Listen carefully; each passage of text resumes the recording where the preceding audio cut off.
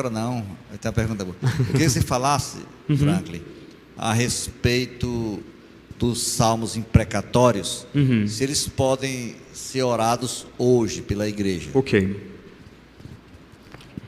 Vou ficar de pé agora então. Isso é difícil.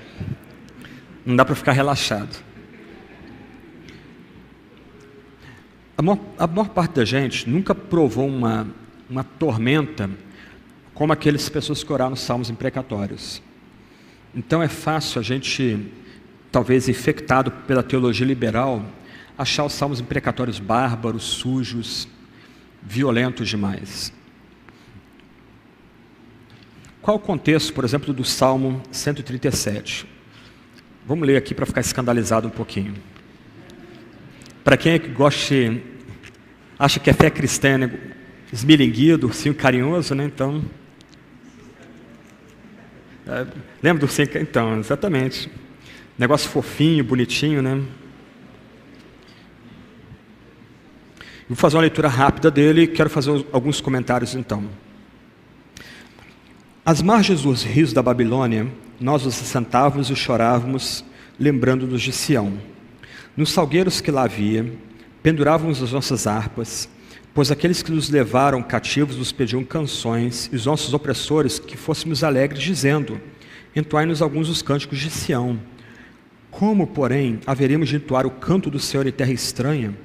Se eu de ti me esquecer, ó Jerusalém, que se resseque a minha mão direita, apegue-se a língua ao paladar, se não me lembrar de ti, se não preferir eu Jerusalém a minha maior alegria.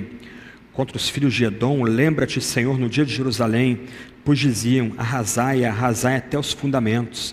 Filha da Babilônia, que há de ser destruída, feliz aquele que te der o pago do mal que nos fizeste, feliz aquele que pegar teus filhos, esmagá-los contra a pedra. Chocante isso aqui.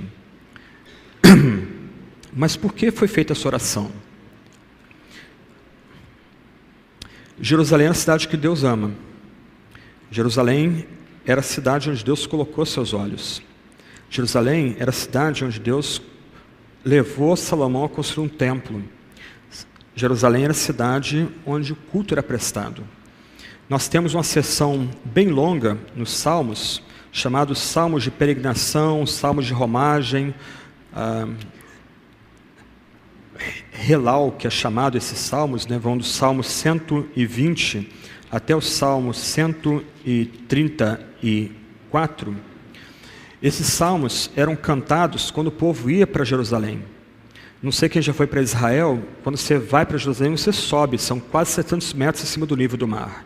Imagina homens e mulheres, crianças, todos subindo para Jerusalém, cantando esses salmos para o dia do sacrifício, para o dia da expiação. Aquela cidade murada era a capital do reino. Era ali que Deus fazia suas transações com o povo. Ali que se fazia sacrifícios uma vez por ano, para que Deus ficasse satisfeito com aqueles sacrifícios e a sua aliança fosse mantida com o povo. Mas aquele é um povo desobediente. E o resultado da quebra da aliança foi a destruição de Jerusalém. Ok. Como é que era uma conquista militar na antiguidade? Os exércitos se aproximavam, as cidades eram muradas em cima das montanhas, com dificuldade óbvia de chegar água lá em cima. A primeira coisa que esses exércitos faziam era minar, fechar as minas de água, e eles davam um ultimato. O ultimato era simples: se rendam, se tornem vassalos, e nada acontece com vocês. Se uma cidade resistisse, ali estava o decreto de morte na cidade. Geralmente o cerco levava de 1 a 3 anos, e dificilmente uma cidade cercada conseguia sobreviver ao cerco. Todas as entradas e saídas da cidade eram vedadas. Aqui há uma menção aos edomitas. Jerusalém fica entre várias colinas com vales, então havia algumas saídas secretas em Jerusalém, e judeus podiam sair por essas saídas secretas, mas os edomitas, uma nação meio irmã de Israel, ajudando a Babilônia, eles fizeram piquetes nesses vales, e eles capturavam todos os judeus fugindo e entregavam esses judeus fugindo aos babilônios. Você vê isso no livro do profeta Obadias, profecia contra Edom, e que se cumpriu de fato. Esses homens capturados, mulheres capturados, eram empalados. O que era a empalação? Uma lança era enfiada no orifício anal daquela pessoa e ela era levantada e colocada diante das muralhas. Os romanos crucificavam essas pessoas depois, mas os babilônicos empalavam essas pessoas. Quem vai em Jerusalém, há o museu do rei Ezequias em Jerusalém. E lá no museu do rei Ezequias há uma reprodução como maquete de um cerco. Então, você tem as muralhas, você tem os soldados defendendo as muralhas com arco e flecha, você tem aquelas torres de cerco se aproximando, e você tem lá no fundo homens e mulheres empalados ali, uma morte lenta, dolorosa, sem misericórdia. Quando essas pessoas morriam, se pegava essas pessoas, pegava-se animais, botava-se em catapultas e jogava essas pessoas para dentro da cidade de Jerusalém, para disseminar tifo, cólera e tudo que é doença nojenta que você pensar. As pessoas ali já estão sem água, no meio do Oriente Médio, terra inóspita. As pessoas ali começam a ficar com fome, elas começam a sacrificar cavalos, jumentos, cães, gatos para comer. Rapidamente elas estão comendo ratos. E segundo alguns relatos contemporâneos da época da Babilônia, pessoas comeram, devoraram crianças. Os nenéns morriam, as crianças eram devoradas. Enquanto isso, tudo acontecendo, os exércitos cercaram aquele perímetro, eles vão demolindo metodicamente as muralhas. A ideia era invadir aquela cidade de 2 pontos diferentes, de forma que não houvesse defesa. E lembra que a defesa agora está enfraquecida. Geralmente os primeiros a morrer eram mulheres e crianças, porque todo o alimento era dado para as tropas de defesa, para o palácio real, porque sem eles, mesmo que houvesse a possibilidade de sustentar o debate, o cerco, não conseguiria repelir as tropas invasoras. Quando as muralhas caíam, o que se tinha era literalmente um massacre dentro da cidade. As mulheres eram estupradas, muitas vezes por um pelotão inteiro de soldados, e depois executadas. Os príncipes eram os primeiros a ser executados, geralmente eram executados diante de todo mundo que se rendeu. Os reis, eles eram... tinham os olhos vazados, e você não pensa aqui que a coisa era séptica. Geralmente, para mostrar o triunfo do rei, no caso Nabucodonosor, ele vinha de pé, com toda a sua armadura, descia da sua carruagem, o rei de Judá, todo amarrado, de joelhos, ele vinha, botava as mãos sobre o crânio daquele rei, do rei de Judá, e apertava os olhos até vazar os olhos, até estraçalhar os olhos daquele rei. Ok, a Babilônia tinha por hábito deserdar ou tirar os povos das suas terras. A gente lê sobre o Vale dos Ossos Secos, não consegue conectar com a história real. Ezequiel 37. Lembra que Deus dá uma visão para o profeta, o Vale dos Ossos Secos, e o profeta é comandado a chamar aqueles ossos à vida, o Espírito Santo trazer aqueles ossos à vida. O que eram os ossos secos? A cidade caiu, a liderança da cidade foi exterminada, príncipes, sacerdotes, o rei agora está cegado, ele é carregado cego junto aos pés de Nabucodonosor como um troféu, ele vai ser mantido vivo durante o tempo que for necessário como um troféu na Babilônia, mas todo mundo que sobreviveu, enfraquecidos, alquebrados, humilhados, perderam tudo, templo destruído, casa de Deus arrasada, eles eram amarrados. Botava-se corda nos punhos e essas cordas eram amarradas no pescoço. Então você pensa em várias filas de pessoas, umas atrás das outras amarradas. E esse não é um povo qualquer, é o povo da aliança, é menina dos olhos de Deus. Aquele povo vai para o deserto, todos amarrados, muitos enfraquecidos, já feridos, membros quebrados, o cara fugindo, pulou da casa, quebrou a perna, quebrou o braço, não tem problema. Vai lá. Aí um cara cai. Você acha que o soldado babilônico ia lá cortar a corda dele para o resto da turma ir embora? De jeito nenhum. Aquele cara provavelmente seria chutado e espancado até a morte, e todos amarrados a eles ficariam junto dele no deserto. Então, para encurtar a historinha de terror aqui, todo o caminho entre Jerusalém e a Babilônia foi pavimentado com ossos. Ossos do povo de Deus. Ossos da nação que Deus amou, ossos, cadáveres, daquele povo que era um lobo uivando no deserto e que Deus resolveu amar deliberadamente. Ok, gente, ninguém aqui tem sangue de barata. Como é que vocês orariam diante de um Deus que é completamente santo e reto e íntegro diante dessa calamidade? Será que a gente oraria oração fofinha? Ah, Deus, perdoa essas pessoas. Será que a gente oraria assim? Não sei se vocês acompanham o assassinato daquele jornalista da Band. A mulher daquele homem, uma mulher de muita fibra. A jornalista, bobona, vira para ela e pergunta: você perdoa os assassinos? Ela responde: meu marido está se indo. Meu marido está se indo. Essa é a resposta profunda. Isso é a resposta profunda. O meu marido está se indo, ele está falecendo. A jornalista pergunta: você perdoa os assassinos? Ela responde: meu marido está morrendo. Mas a expressão que ela usou é: meu marido está se indo. Isso é uma resposta profunda.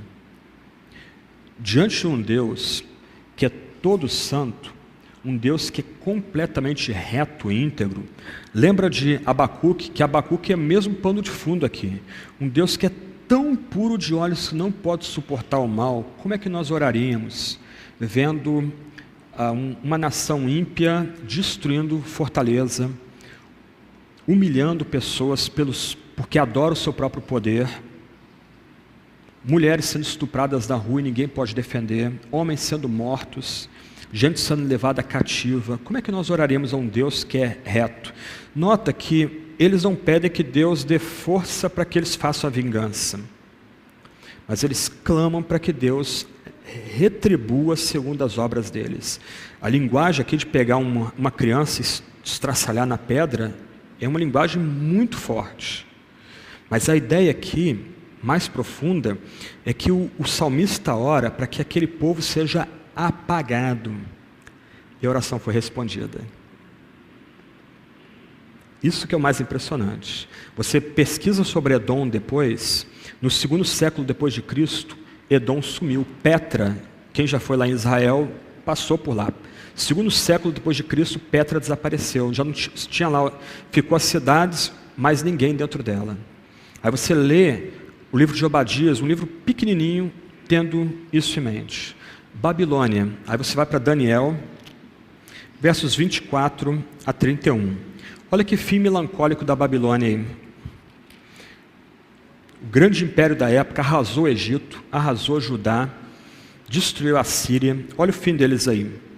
Capítulo 5, verso 24 em diante.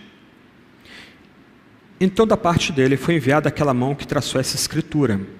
Esta, pois, é a escritura que se traçou: Mene, Mene, Tekel e Parsim. E esta é a interpretação daquilo: Mene, contou Deus o teu reino e deu cabo dele. Tekel, pesado fostes na balança e achado em falta. Pérez, dividido foi o teu reino e dado aos medos e aos persas. Então Belsazar, o homem que substitui Nabucodonosor, então mandou Belsazar que vestissem Daniel de púrpura e lhe pusessem cadeia de ouro ao pescoço e proclamassem que passaria a ser o terceiro no governo do seu reino. O que diz o texto bíblico aí? Naquela mesma noite foi morto Belsazar, rei dos caldeus, e Dario Medo, com cerca de 62 anos, se apoderou do reino. Enquanto eles estavam festejando, enquanto eles estavam usando os utensílios de culto de forma blasfema, que é o contexto aqui de Daniel 5, os medos chegaram de surpresa na Babilônia. Eles conseguiram usar um túnel que levava água para dentro da Babilônia. Eles atravessaram aquele túnel. Enquanto está lá toda a liderança da nação festejando, se embebedando, blasfemando, usando os utensílios sagrados, o reino caiu. Na mesma noite, Belsazar foi morto. Cumprimento daquela oração. Uma oração que o fiel trincou os dentes para fazer, porque ele lembrava o que foi feito da cidade que ele amava, da cidade onde Deus colocou seus olhos. É uma oração difícil de fazer? É. Tanto quanto a oração de Neemias contra Tobias e Sambalate. Lembra da oração? Deus, não perdoa o pecado dessa gente, não. O que me parece aqui, para encerrar essa questão, o que me parece é que esse salmista, ou o fiel que ora esse tipo de oração, ele não ora para si. Não é o nome dele que está em jogo, não é a carreira dele que está em jogo, não é nem mesmo a família dele que está em jogo, mas é o próprio nome de Deus que está em jogo, por causa do povo inteiro de Deus. Então, Jerusalém era a cidade onde Deus colocou seus olhos, era a cidade onde Deus recebia culto, e essa cidade foi arrasada até o pó. E agora, o salmista, ele clama para que Deus lembre do que foi feito à cidade dele. Mais uma vez, se os salmos são nosso espelho de oração, talvez haja um momento que a gente vai orar assim. Por exemplo, por ano morrem 35 mil pessoas por arma de fogo no Brasil. É um pequeno Vietnã por ano. De 65 a 75, morreram 50 mil americanos no Vietnã. 50 mil soldados americanos mortos no Vietnã. Por ano, morrem no Brasil 35 mil brasileiros por arma de fogo, dados do Ministério da Saúde. Será que não é o caso de a gente começar a orar assim, num país onde 80% dos crimes não são solucionados, onde a lei tem tantas brechas que a vítima nunca vai ser vindicada? A vítima nunca vai receber justiça? Será que não é hora de clamar: até quando, Senhor? Aí entra os salmos imprecatórios e o que eles têm para ensinar para a gente. Ok?